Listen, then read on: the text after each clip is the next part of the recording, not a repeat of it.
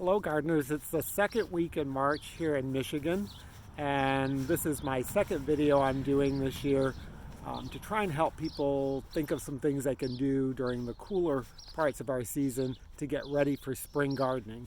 Again, my name is Doug and I work here at Buzzard Family Farm. We're about 2 miles west of the city of Marshall on Verona Road.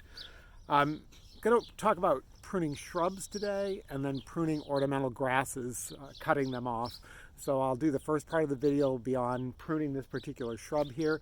This is a Limelight Hydrangea shrub, and it's as tall as I want it to get. So I need to take it back at this time. It's a summer blooming shrub. I need to take it back at this time, cut it back, and then when it pushes out new growth, it'll go up about that height again and fill that space in the way I want it to. If you leave a Limelight Hydrangea alone, it will probably grow as high as 10 feet and probably as wide as 6 to 7 feet.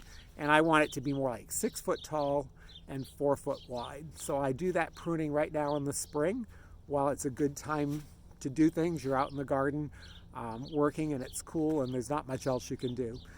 So my tools of the trade are just a pruner. I touch up with this when I'm finished with the hedge shears. You might need a bigger lopper like this to get some of the bigger branches. And I just start with a hedge trimmer, an electric hedge trimmer. So I'll trim it up and then get back and talk to you about other shrubs that you can prune at this time of the year. And then we'll switch it up and look at cutting back some ornamental grasses.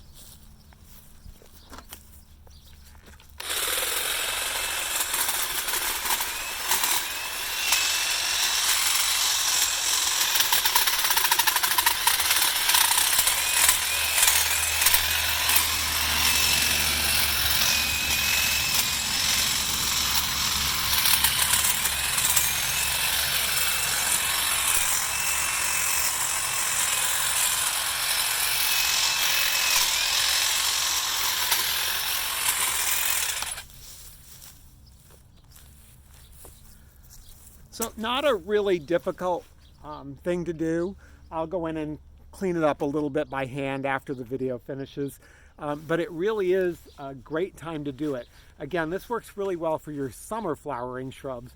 Limelight Hydrangea is one. Several of your other pointed or panicle hydrangeas.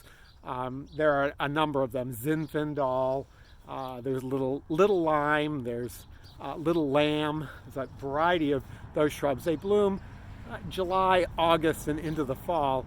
They're going to be ready to be pruned now. So if a shrub has gotten out of control for you, if you feel like it's just too big for its space, this is the time to cut it back. And you can really cut it back to just a few branches. I did this one year, and it comes right back out of it. It's really quite amazing. Other shrubs that I've pruned in the garden at this point: burning bushes, some spirea, 9-bark. These are all things that I like to clean up at this point in the year while the garden is still relatively dormant and it gets us ready for the spring when it comes. Things that you don't want to prune at this point are your spring flowering shrubs. You really don't want to prune your lilacs, rhododendrons, forsythia.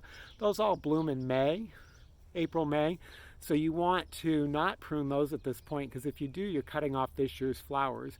What you do is take a day in June after these things are finished flowering, and you can trim and cut those back as you need to, and then they'll put on new growth through the summer, and that's what they'll flower on next spring.